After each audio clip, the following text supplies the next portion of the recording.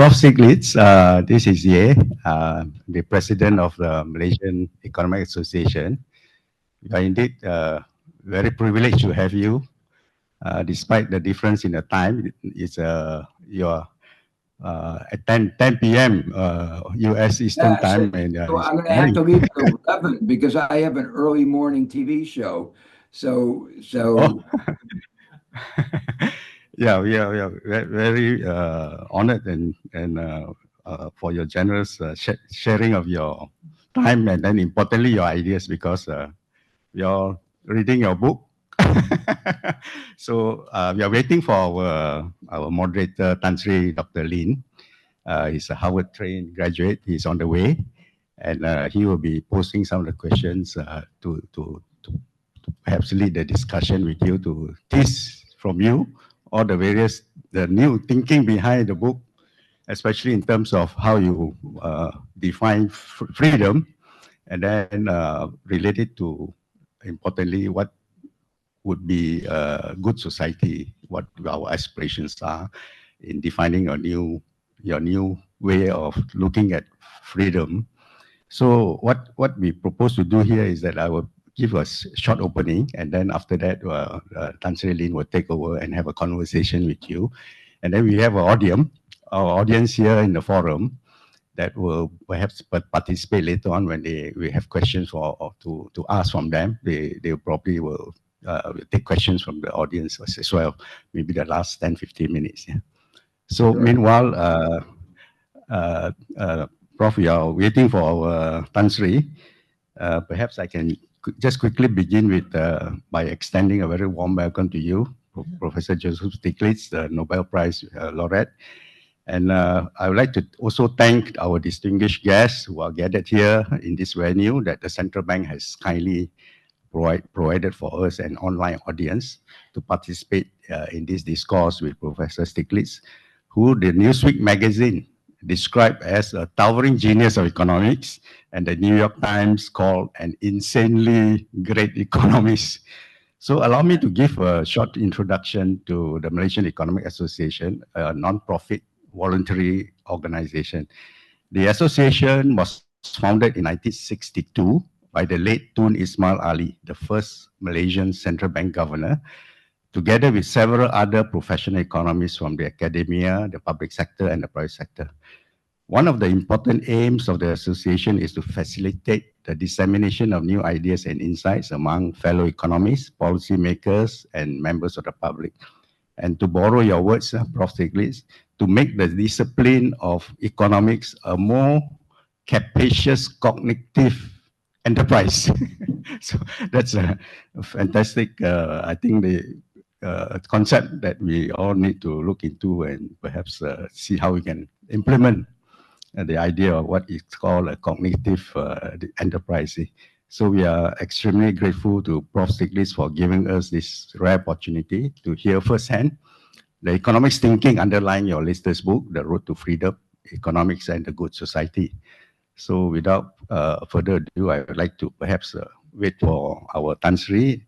And then, of course, Tan Sri Lin needs little introduction. He's a Harvard-educated economist and a British chartered scientist. Served at Malaysia's central bank for 34 years and subsequently a banker in the private sector and various board positions in prominent government bodies and private companies. So while waiting for Tan Sri Lin, Prof. Stiglitz, perhaps maybe I can start off with just to cover, to give the audience some perspective on the core themes of your book, because your book argues that reimagining economics is essential to building a good society. So could you distill for our audience the most urgent message you hope readers will take away from the relationship between economics and societal freedom? I hope I'm not infringing on Tan Sri Lin's question later on, but perhaps to fill the time, we can get some early insights from you, Prof. Sure, that's great. Great question. Let me begin by trying to describe both the motivation and some of the themes. The idea of freedom obviously is an idea that every country, every culture values. People fight with their lives for freedom. In the United States, the value of freedom has been taken over by the right. There are extreme Republicans who claim to be in the Freedom Caucus. Um, and Uh, one of the yeah, motivations of my book was to explain that they had misunderstood the concept of freedom. And so I yeah, wanted to, yes, I see. uh, sorry, Prof. Stiglitz, our Tan Sri Lin has just arrived. So, uh, Tan Sri, the question we posed to Prof. Stiglitz was the core thesis of his book. So he started to explain why the concept of freedom is so important, starting with the rise of the far right in the U.S. But you can take over from here now. No. Yeah. Please carry on. I'll follow. I read your beautiful piece of work. Thank you. Yeah, please carry on. Okay, so there are maybe three or four key ideas. The first is that an important aspect of the notion of freedom is what we are free to do. Somebody who is on the point of starvation really has no freedom. He does what he has to do to survive. And for economists, we understand that as an expansion of your opportunity set. If you have a bigger opportunity set, you have, in that sense, more freedom. And so, if we're going to be creating a good and free society, we want to expand, enhance the opportunity sets of as many people as we can. In other words, we want as large a fraction of our society to be able to live up to their potential. This is a core idea that I and I think many other economists would agree with. A second important idea is that in our interrelated society, one person's freedom may impinge on that of another. There are no absolutes. Isaiah Berlin, the great philosopher, once put it this way: that freedom for for the wolves has often meant death for the sheep. And we see that in the United States all the time. The freedom for somebody to carry an AK-47 gun around with him has resulted in the loss of the freedom of thousands of other people as they lose their lives, the most important freedom, the freedom to live, but also the freedom from the fear. Every morning, children have to worry about whether a gunman will come into their classroom. Parents worry about whether their children will come home. Children have to go through drills of what to do when a gunman comes into your classroom. So we've lost, parents and children have lost this freedom from fear. And all to give more freedom to some people to carry around a machine gun. Now, that illustrates another related principle that in our society, we have to weigh these freedoms. And some freedoms we'll judge are more important than others. My view is very strong, and I think most other people would agree that the freedom to live, the freedom from fear is more important than the freedom of somebody to carry around an AK-47 machine gun. So that's a second important principle. A third principle is that there are many circumstances in which a small restriction in freedom in one dimension can expand the freedom of everybody in more important dimensions. So, an example that I use to illustrate this is stoplights. Traffic lights are a regulation. They say you can't go until you get a green light. In that sense, you might say, diminish your freedom. But in the absence of traffic lights, no one could move. You would have gridlock. And so a small restriction to say, take your turn, wait until your light is green, expands the freedom of everybody in society because we now can move across an intersection.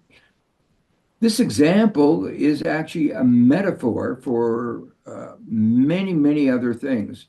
So let me give you another example.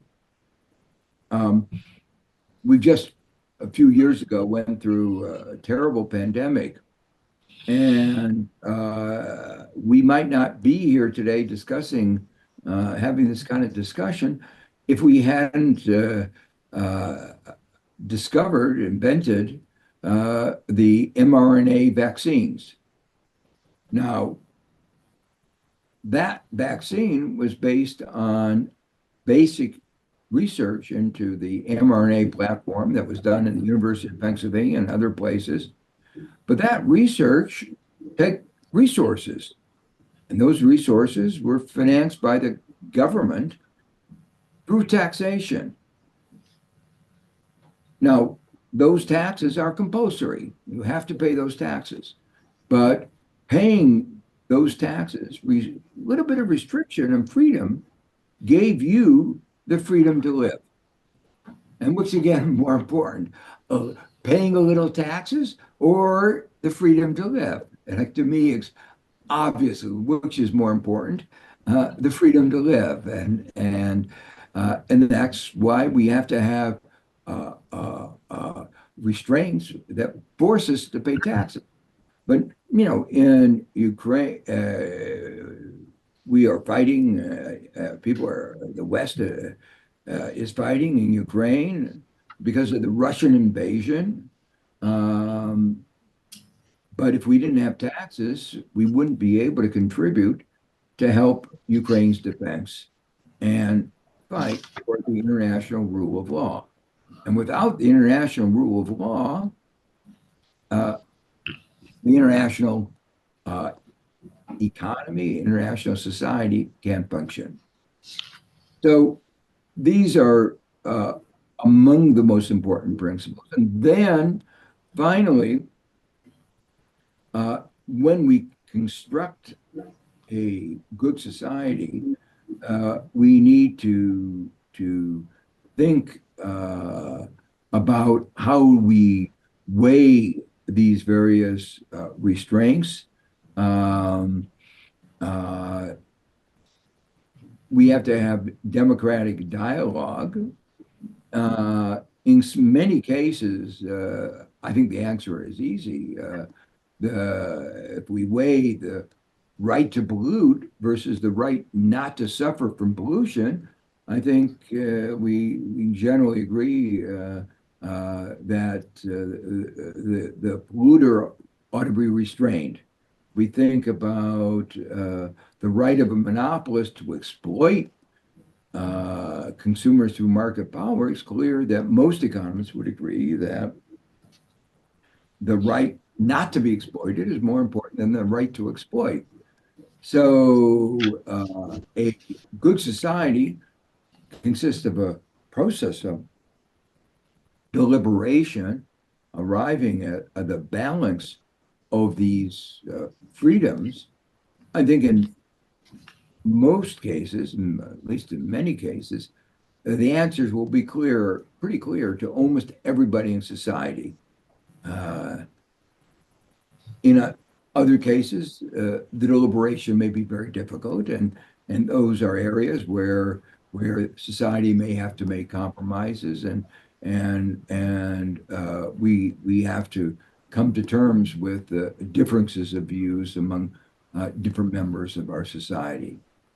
But more broadly, as we try to think about creating a good society, we need to go beyond just the dichotomy that we typically have between, on the one hand, markets and the other hand, the state, and to realize that a flourishing society has a rich array of institutions, not-for-profits, religious groups, cooperatives, and that different parts of our society are better managed with one institutional arrangement rather than another. And that we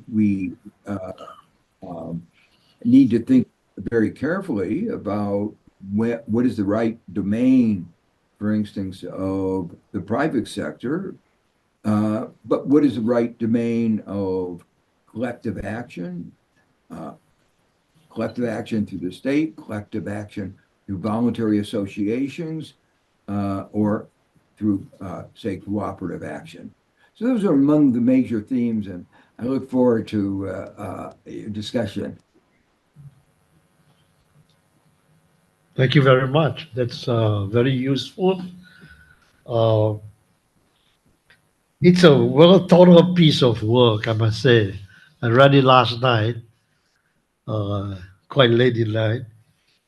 And what struck me is that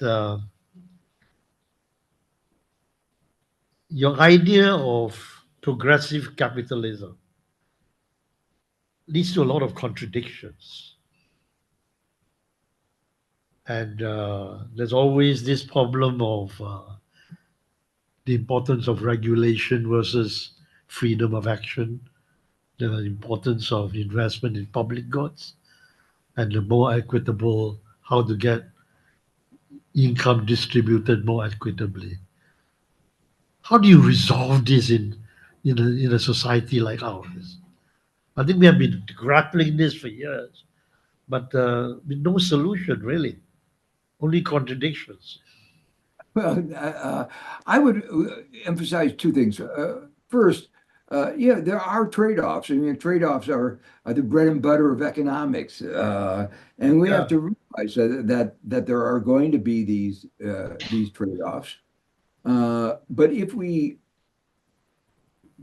broaden this discussion beyond ideology, I think often the answer is pretty clear. And I gave one example a few minutes ago, the freedom to pollute or the freedom not to be polluted on, which is more important in our society, the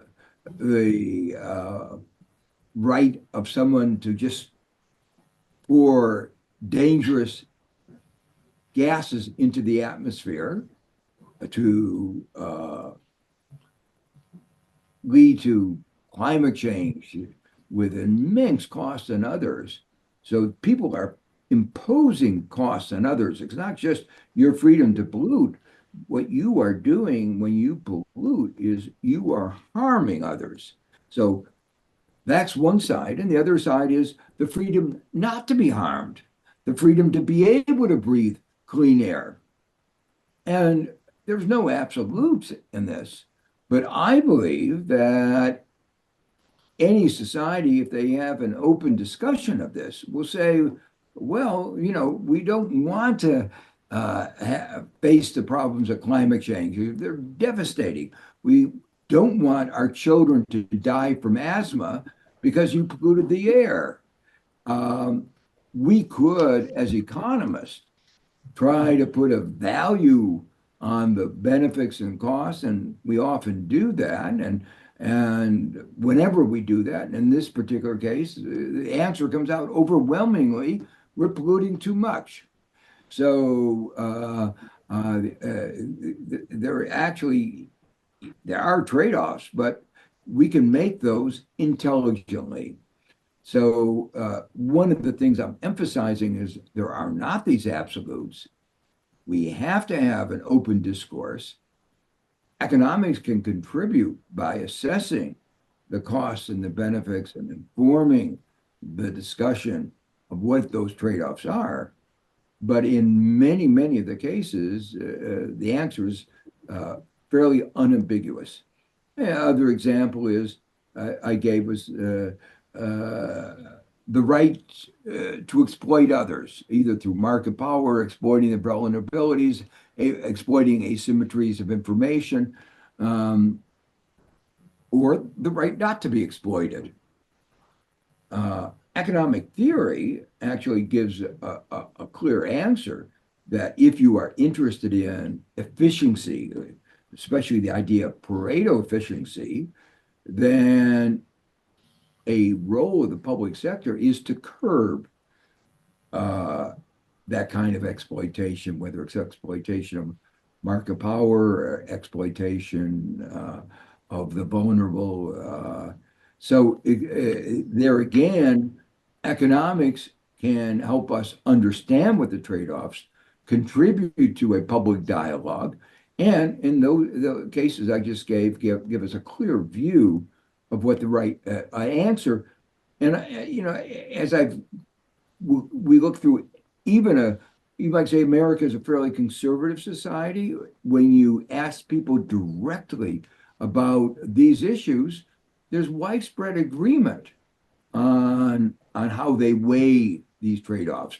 Of course, the oil companies may try to obscure the nature of the trade-off.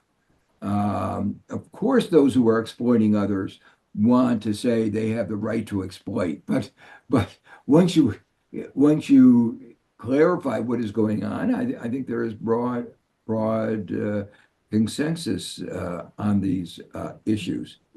Now, the second set of issues I talked about is taxation and the provision of public goods. And again, economic analysis can give us some insights. Yes, there's a cost to having to pay taxes, but there are enormous benefits. I gave the example of the discovery of the mRNA vaccine. All the advances in health, in standards of living, have been basically based on basic science. And basic science is a public good. It's actually a global public good. And because it is a public good in the sense that Paul Samuelson, my teacher, defined it, it means that unless it's provided collectively by government, it will be undersupplied. We know that.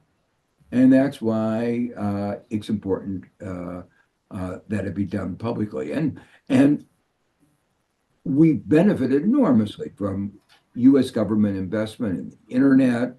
Where would we be? We wouldn't be here in this conversation if the U.S. government had not invested in the internet. In fact, studies that look at the economic return to public investment in R&D show that it's higher than in any other area of investment. So we've gotten a very good return from this kind of public investment.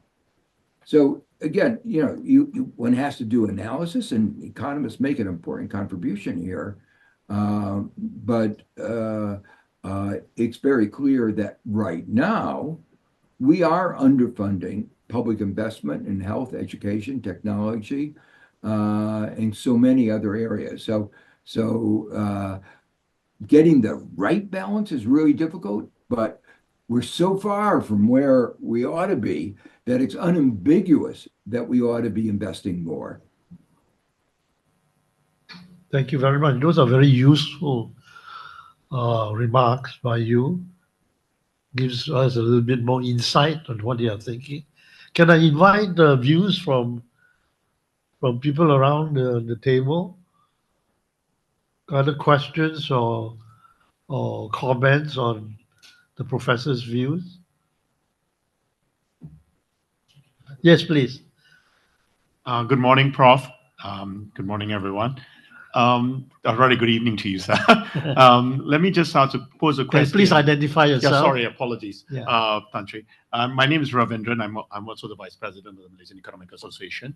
And perhaps I could ask you a question. You said about discourse and discussion, right?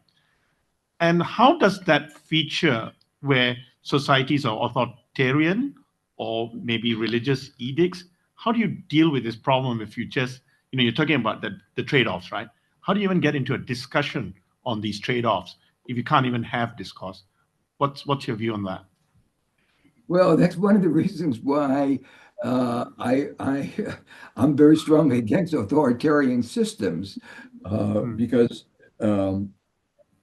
rather than a balance among members of society, it becomes the particular perspective of the authoritarian leader. And his view on those trade-offs may not be the views of the vast majority of citizens. And we see that often to be the case. Now, there are some countries that have maybe I should call it semi-authoritarian, authoritarian, but authoritarian that consult a lot. You can, and so they can try to generate discussions, admittedly tame. They can't tame that. You can't criticize the authoritarian leader, but even the authoritarian leader can say, I want to hear from my people what they think about this issue. So in the end, the nature of authoritarian society is it's one person's view that makes the decision. And that's very dangerous. But there are some authoritarian societies where there is a broader attempt to elicit the views, and especially in areas outside of politics. They don't like democratic discussion of politics in authoritarian regimes. All right. Thank you very much, Prof. Yes, please. My name is good morning to Ivan Stavicic. I'm the Croatian ambassador to Malaysia.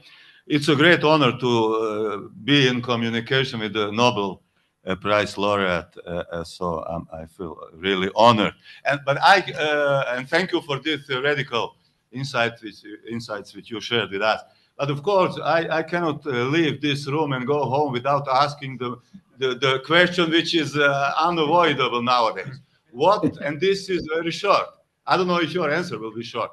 And this is to ask Professor Stiglitz to tell us what he thinks about current tariff or trade war in the world.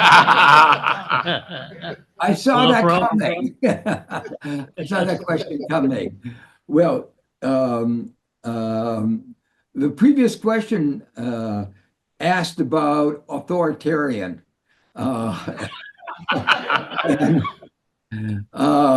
I think there are authoritarian tendencies on the part of the current U.S. administration.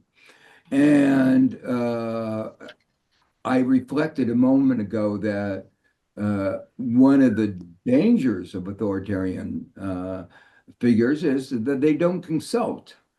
And they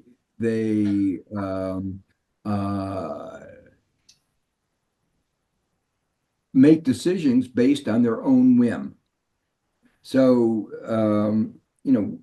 let me just make a few. There's so many. I could go on for many hours on the subject, but let me just make a few observations.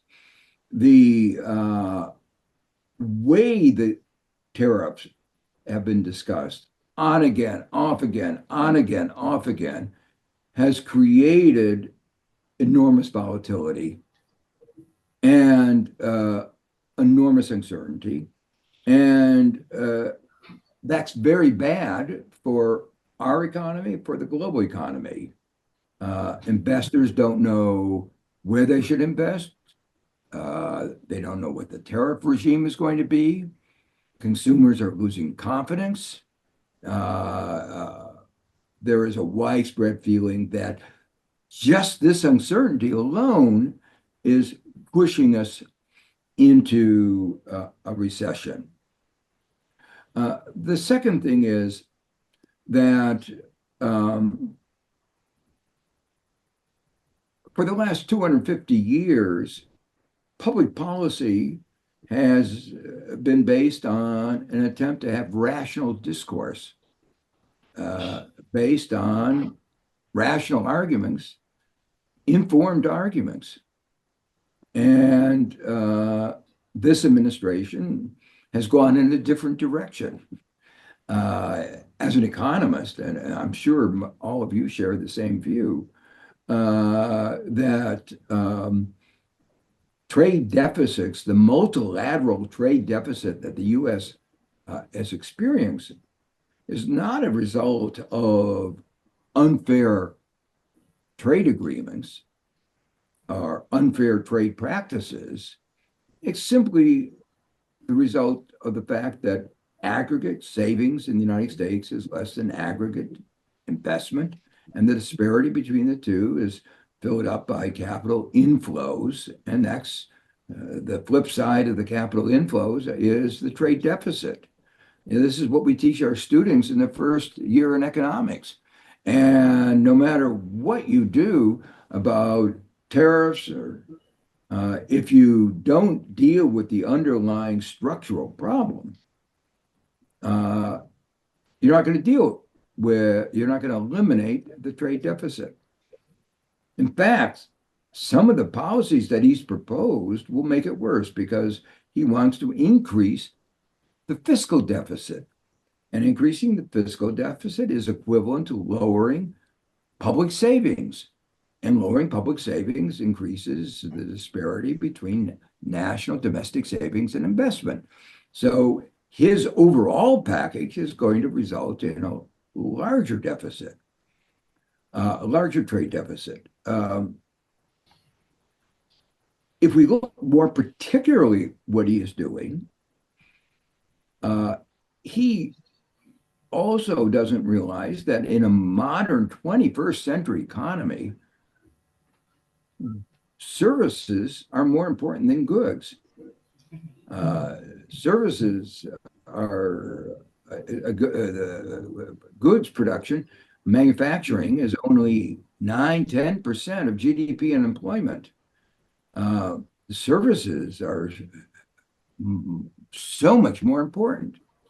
And what he is doing is undermining several of the most important service sectors of our economy. So he's shooting us in the foot. So 2 examples.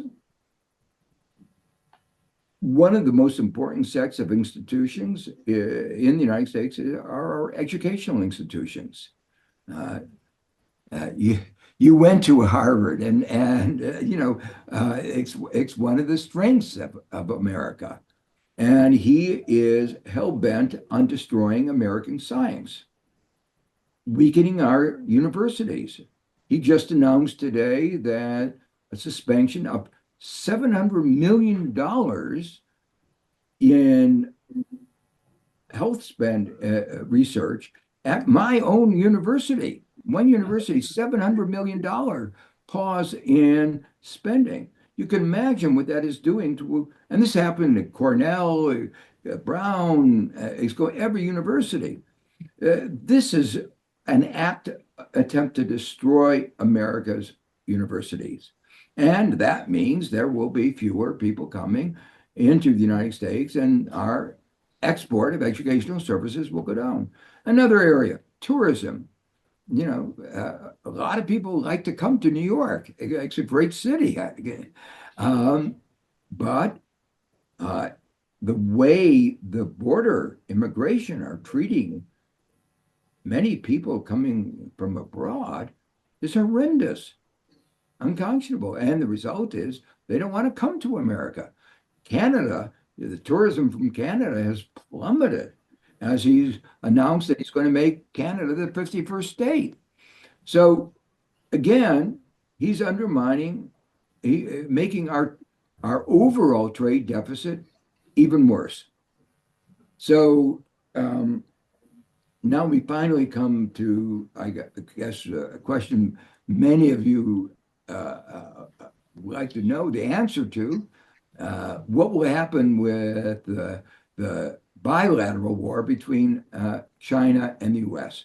And of course, no one really knows. But this is, I think, what economics would tell us, that the US probably has fewer hands in their cards than Trump believes.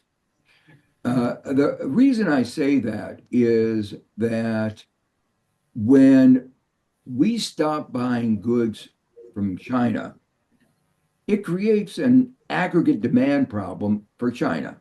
They were selling us goods, and that's a problem. But they have the tools to increase aggregate demand, to substitute domestic demand for exports to the United States. And many of those would make their people better off, increase investments in R&D, education, health, increase wages so that people can buy more of some of the goods they would have bought, that U.S. would have bought. So the difficulty of increasing aggregate demand is probably much less than the difficulty of increasing aggregate supply. The problem is on the aggregate supply side is you don't move factories to the United States overnight, especially when there's such volatility in the world economy that he's brought on, the chaos that he's brought on. So that takes time. Secondly, I've talked to people who've thought about moving factories to the United States, and they say supply chain problems are really difficult. That if you're going to produce in the United States, you have to get, you have to be able to get various parts and get them quickly. You have to have good logistics, and we don't have that. Thirdly, a lot of the areas which China has been very successful recently have been based on engineering, planning, and size of market. We have not been training engineers in the way that China has.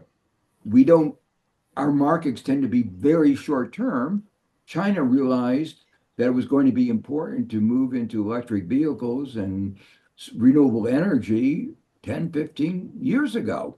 And so they began the march for the green transition long before most American companies did. So they've developed a comparative advantage, surprisingly. You know, everybody used to think of their comparative advantage of being low wages. Right now, their comparative advantage is actually includes in engineering and in supply chain. They built an infrastructure network that is amazing in China. So there's been a shift in the last 25 years in comparative advantage. And we saw the importance of these supply chain issues in the post-pandemic inflation, post-Ukraine war, after the invasion by Russia of Ukraine, where supply chain problems became very strong, and we had a spike of inflation, very strong spike. I don't see the U.S. being able to respond quickly on the supply side, and therefore and many of the things that China is putting tariffs against the U.S., China can obtain from other sources, so it won't be as inflationary in China. So, for instance, it can obtain soybeans, it can obtain meat from other agricultural goods from other places. So, we as economists need to think more about developing metrics of national economic sovereignty, what would happen in the event of a kind of trade war. We hadn't had to think about that because we thought we were in a rule of law where every country respected the international rule of law to a very large extent. And now the United States has, just massively walked away. And that now is going to necessitate our assessing the extent to which we have resilience, that we have national economic sovereignty, and devising policies that give us a greater degree of that kind of resilience, a greater degree of national economic sovereignty. Thank you. I think that's very useful. Could I? Yes, somebody there would like to ask a question. Please identify yourself. Yeah, sure. I'm Niti with the Climate Action Network Southeast Asia. And Professor Stiglitz, we met about 10 years ago at a small bookshop in Bangsa, Kuala Lumpur, when Anya launched her excellent book. Oh, yes, yes. So, since you made mention of climate change and fossil fuel companies in your talk, given that there was a failure to achieve a decision on a well-defined and ambitious climate finance goal at COP29 in Baku last year in the United Nations Climate Convention, how do you see, what are your thoughts on alternative means of raising climate finance? Do you see the UN Tax Convention taxes on billionaires or the global solidarity tariffs as tariffs on aviation and shipping? What do you see as alternative means to raise the much needed climate finance for developing countries to help them with adaptation, loss and damage and mitigation, while also ensuring that the climate finance raised helps to reduce inequality? Thank you. Yeah, so let me answer first in the broader climate finance issue, not focusing on the developing countries, but the broader climate finance globally is if we give the right market signal, that is to say, have a high carbon price, the market will respond. It will finance investment in every area that will be part of the green transition. Obviously, if we don't price carbon, firms that are moving green won't get the money they need. But so to me, we need a strong signal that you have to go green. And when I say signal, price signal is one way, regulation is another. There are many ways of giving that signal, but it's important that we as a global community provide that strong regulatory and price framework. Part of that, I think, is going to entail cross-border carbon adjustments, like Europe's CBAM. But it has to be done in a more collective way. It can't be imposed by one country or one group of countries on others. It has to be decided on collectively with sensitivity to differential ability to implement and the cost of implementation and help from those are richer to help to those who are not so rich.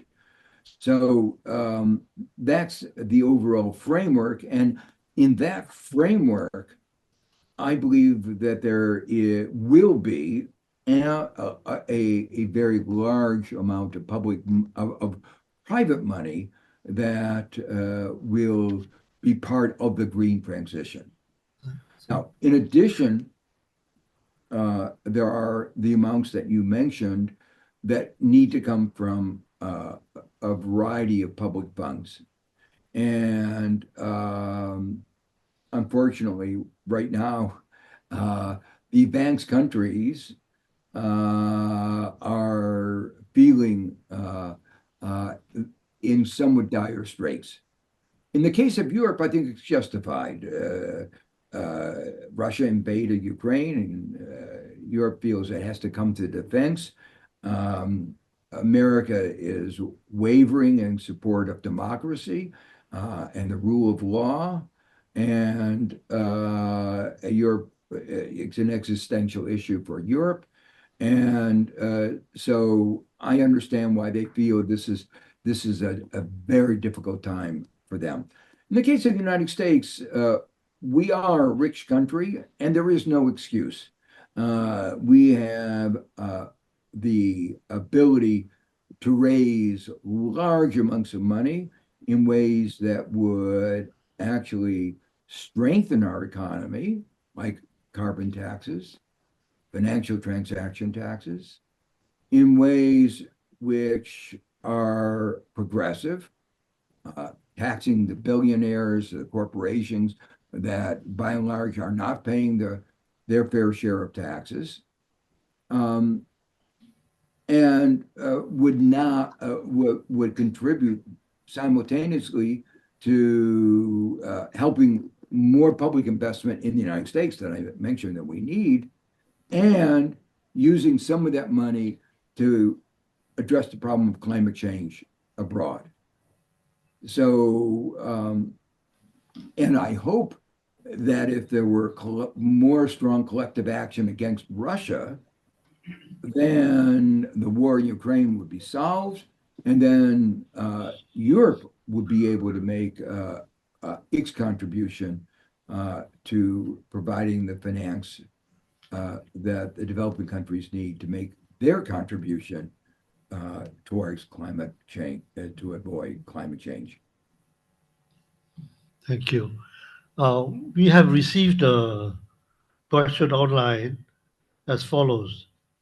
Do you think race-based affirmative action policies in principle is aligned with your vision in the road to freedom? That's a good and hard question.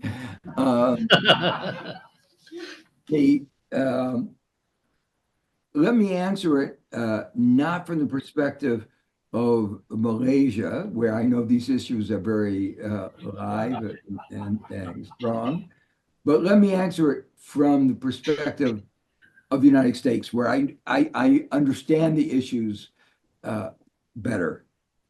And in the United States, I do feel very strongly that it is part of the progressive agenda.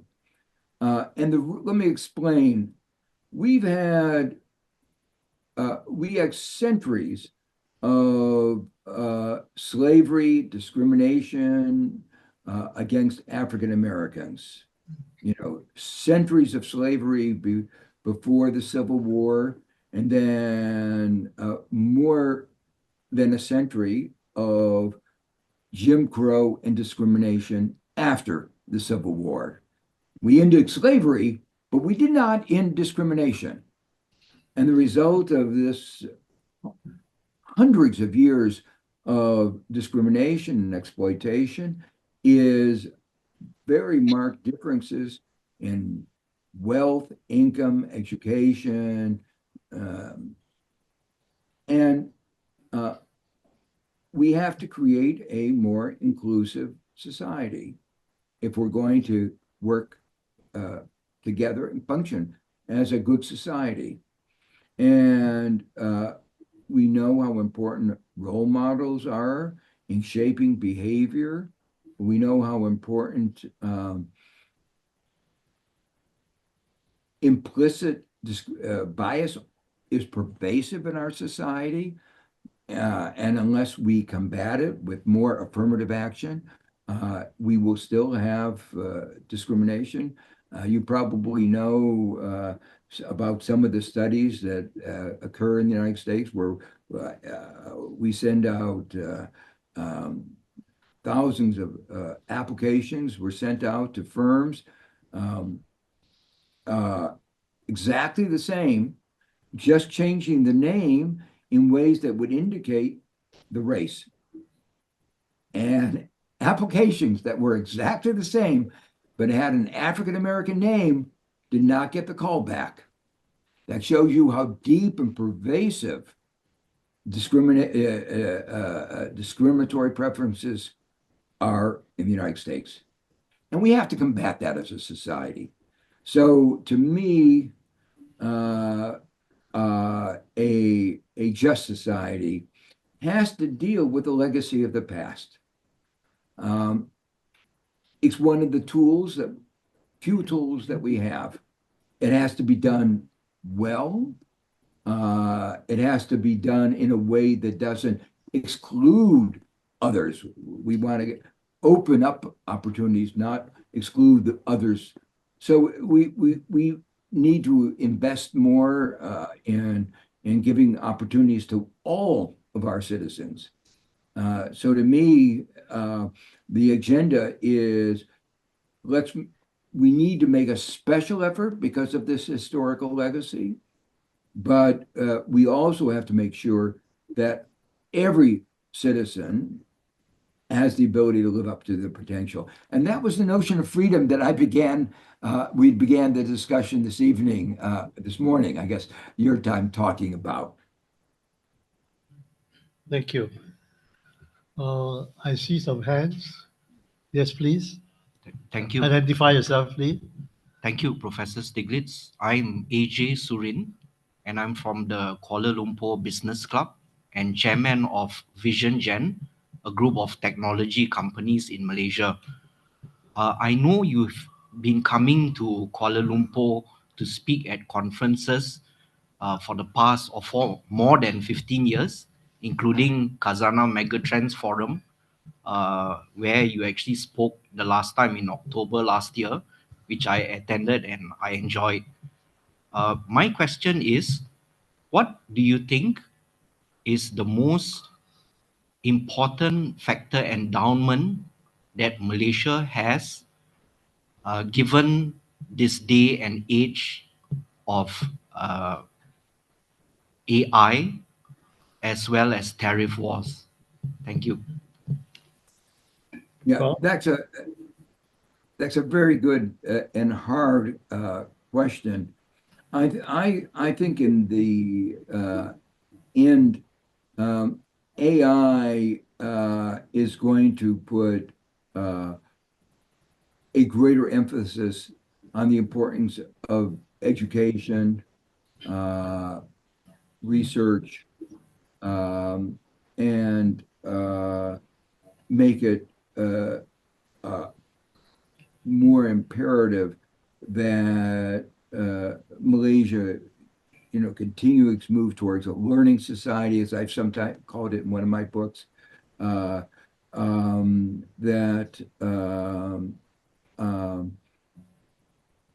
Obviously, it has some advantages in terms of natural resources, but one of the things that I conjecture, we don't know, that AI will enable a better use of natural resources so that the demand for natural resources may go down.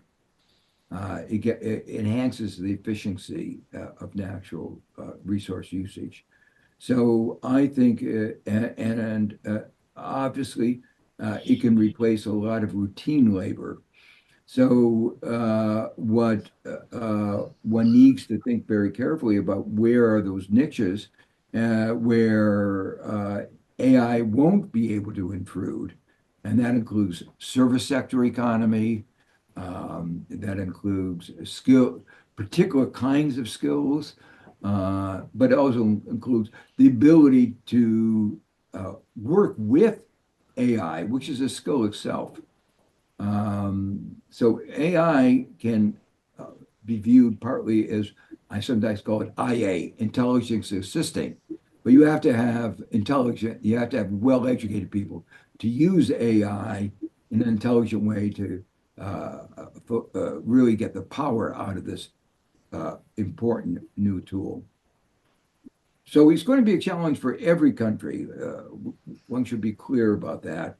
And realizing that we'll be moving towards a service sector economy and a knowledge-based economy is going to be critical.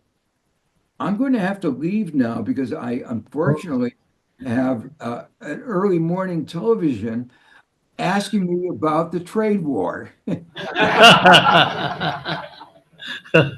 Well, thank you very much for talking to us, and we wish you all the very best. Well, Thank you. thank you. Thank you very much. Thank you. Thank you, everybody.